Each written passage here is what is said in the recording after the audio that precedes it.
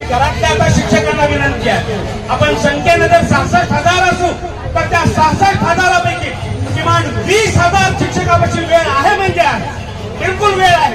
त्यांच्या रजा शिल्लक आहे, त्यांचं सगळं शिल्लक आहे. अशा 20,000 शिक्षकांना आज माझी विनंती आहे, आतापर्यंत विनंती केलेली नाही, पण आज माझी विनंती आहे, बाबारो तुमच्यापाशी वेळ आहे. आता तुम्हाला आझाद मैदान फक्त वेळ मागतंय, तुम्ही इथं येऊन बसणं मागताय. बस हे झालं पहिलं पत्ते. त्यानंतर दुसरं पत्ते आहे, यशाचं दुसरं सूत्र आहे, ते म्हणजे ज्याला खरंच पाठपुरावा करता येते त्यांनीच फक्त पाठपुरावा केला पाहिजे. हे आपल्या येणाऱ्या 4 दिवसाच्या आंदोलनाचं दुसरं गमक आहे. ज्याला खरंच पाठपुरावा करता येते, त्याला खरंच आंदोलनाची इतंभूत माहिती आहे, त्याला खरंच खऱ्या अर्थानं कुठं कोणापुढे कसं बोलता येतं, बोलावं लागतं, अशाच माणसाने प्रामाणिकपणे पाठपुरावा केला पाहिजे. हा दुसरा खरं आंदोलनाचं हे आपलं पत्ते आहे बांधव. कारण मागचे सगळ्या गोष्टीतून आता मी हे मला जे सुचलं ते सांगतोय की माझी भूमिका आहे, एक आंदोलक म्हणून माझी भूमिका आहे ही की पहिलं पाठ्य ज्याच्याजवळ वेळ आहे त्यांनी आता वेळ दिला पाहिजे. ज्याच्या जवळ पाठपुराव्याचं स्किल आहे त्यांनी पाठपुरावा केला पाहिजे. नाहीतर काल बघितलं आपण, ज्याला अजिबात बोलता येत नाही तो शिक्षक आमदारावर रागावतो, शिक्षक आमदाराला काहीतरी उद्धट बोलतो. नाही नाही नाही, 70,000 लोकांच्या भविष्याचा, त्यांच्या आयुष्याचा अंधार घालण्याचं काम एखादा माणूस असा करू शकतो. लक्षात घ्या, त्याला फार महत्व आहे, त्याला फार महत्व आहे. म्हणून पाठपुरावा जर सगळे व्यवस्थित करताना एखाद्यामध्ये जर चुकीचा घुसला असेल तर त्याचा फार मोठा लॉस होतो. लक्षात, फार मोठा होतो. आणि म्हणून ज्याला पाठपुरावा करता येतो त्यांनी पाठपुरावा केला पाहिजे.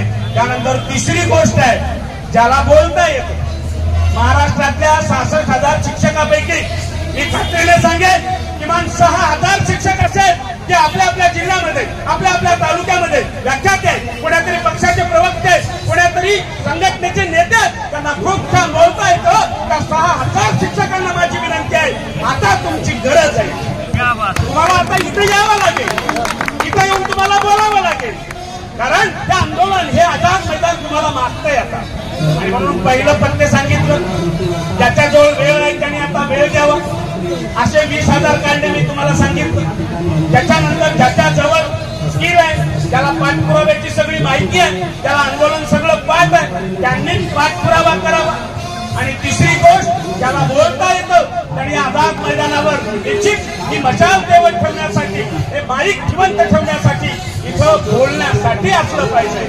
आणि त्याच्यानंतर ही चौथा गुण फार महत्त्वाचा, आपलं आंदोलन यशस्वी करायचे, आपल्याला शासन आदेश काढायचा, त्या वाया जाऊ द्यायचा नाही, जाणारच नाही. मला खात्री आहे, मला खात्री आहे आपला त्याग 47 दिवसाचा, 2 महिन्यापासूनचा हा त्याग महाराष्ट्रातल्या शिक्षकांचा अजिबात वाया जाणार नाही. आपला शासन आदेश निघणारच. त्याच्यासाठी चौथा घटक जो आहे ना, तो सगळ्यात मोठा या आंदोलनातला गतिरोधक आहे. मी तुम्हाला सांगणार आहे तो कोण आहे.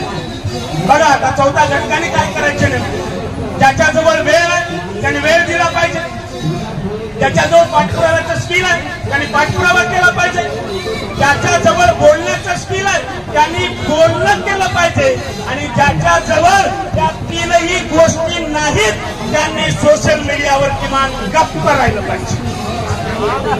त्यानं किमान गप्प राहिलं पाहिजे. लक्षात घ्या, आपल्या आंदोलनाचं सगळ्यात मोठं मी आझाद मैदानावर त्यांना पाया पडून हात जोडून विनंती करतो, बाबा रे तुमच्याजवळ वेळ नाहीये म्हणजे तुम्ही मैदानात नाही, तुमच्याजवळ बोलण्याचं स्किल नाही म्हणजे तुम्ही मैदानात नाही, तुमच्याजवळ पाठपुराव्याचं स्किल नाही म्हणजे तुम्ही मंत्रालयात नाही, तुम्ही कुठं आहात मग तुम्ही घरी आहात, तर तुम्ही फक्त गप्प राहा. या आनंद करण्याची शपथ